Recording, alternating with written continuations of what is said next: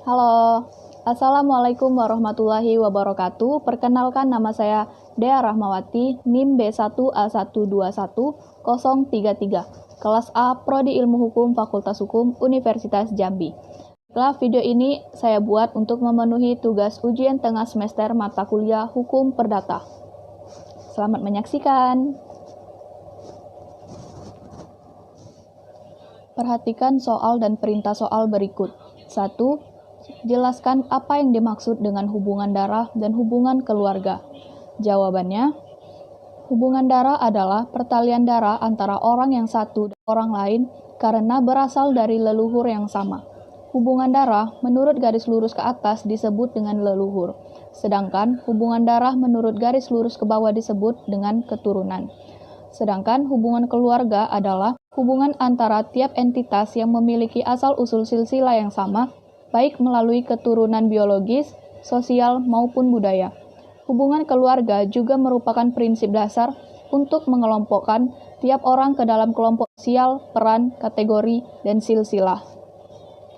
Yang kedua yaitu, jelaskan dasar hukum perkawinan di Indonesia dan jelaskan apa yang dimaksud dengan perkawinan menurut undang-undang tersebut. Yang menjadi dasar hukum perkawinan di Indonesia yaitu, yang pertama, Undang-Undang Dasar 1945 Pasal 28B Ayat 1, yang mengatur hak seseorang untuk melakukan pernikahan dan melanjutkan keturunan. Adapun bunyi dari Pasal 28B Ayat 1 itu, setiap orang berhak membentuk keluarga dan melanjutkan keturunan melalui perkawinan yang sah. Yang kedua, Pasal 26 KUH Perdata, yang menyatakan bahwa undang-undang memandang soal perkawinan dalam hubungan-hubungan perdata. Dari pernyataan tersebut dapat disimpulkan bahwa perkawinan itu hanya merupakan hubungan lahiriah saja. Yang ketiga, yaitu Undang-Undang Nomor 1 Tahun 1974. Menurut undang-undang tersebut, perkawinan adalah ikatan lahir batin antara seorang pria dan seorang wanita sebagai suami istri dengan tujuan bentuk keluarga atau rumah tangga yang bahagia dan kekal berdasarkan ketuhanan yang Maha Esa. Yang ketiga yaitu, bagaimana definisi perkawinan menurut Undang-Undang Nomor 1 Tahun 1974 jika dihubungkan dengan kawin kontrak, perkawinan beda agama. Berikan analisis hukumnya.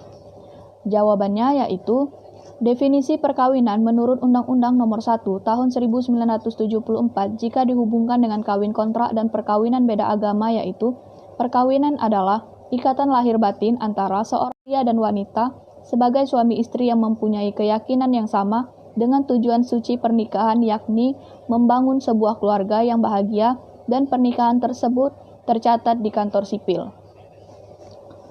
Analisis hukumnya yaitu, perkawinan diatur dalam Undang-Undang Nomor 1 Tahun 1974 tentang perkawinan.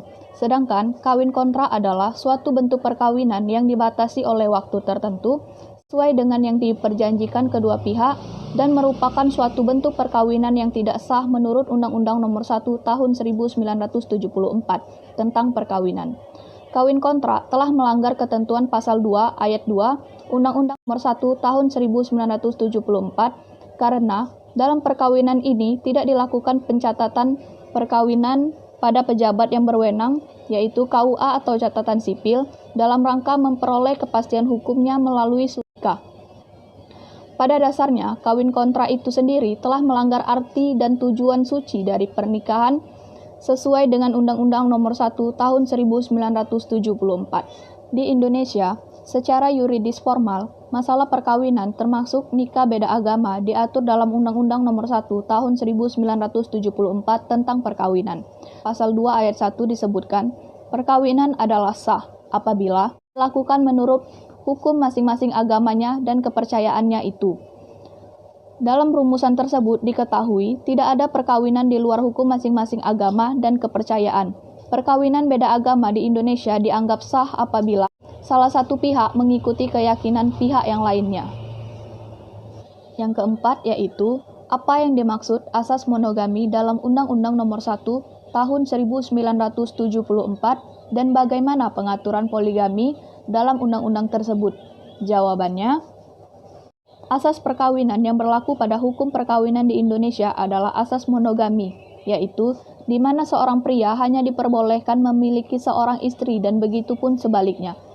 Dalam pasal 3 ayat 1 Undang-Undang Perkawinan Nomor 1 Tahun 1974 tentang perkawinan menyebutkan bahwa pada azasnya seorang pria hanya boleh mempunyai seorang istri dan seorang wanita hanya boleh mempunyai seorang suami.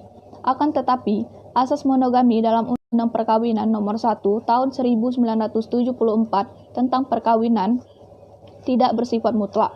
Artinya, hanya bersifat pengarahan pada pembentukan perkawinan monogami dengan jalan mempersulit dan mempersempit penggunaan lembaga poligami dan bukan menghapus sama sekali sistem poligami. Undang-Undang Nomor 1 Tahun 1974 mensyaratkan bagi laki-laki yang ingin berpoligami harus memenuhi syarat kumulatif dan alternatif serta mendapat izin dari pengadilan agama setempat.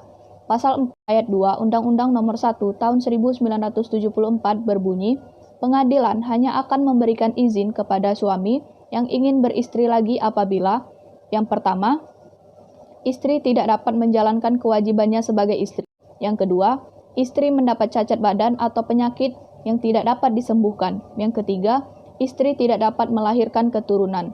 Kemudian diatur juga dalam pasal 5 ayat 1 yaitu untuk dapat mengajukan permohonan ke pengadilan sebagaimana dimaksud dalam pasal 4 ayat 1. Undang-undang ini harus memenuhi syarat-syarat berikut.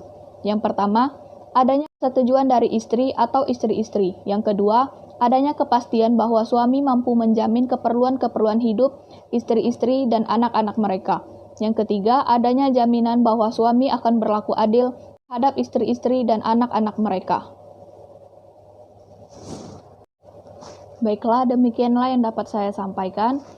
Kurang dan lebihnya saya mohon maaf, saya akhiri. Wassalamualaikum warahmatullahi wabarakatuh.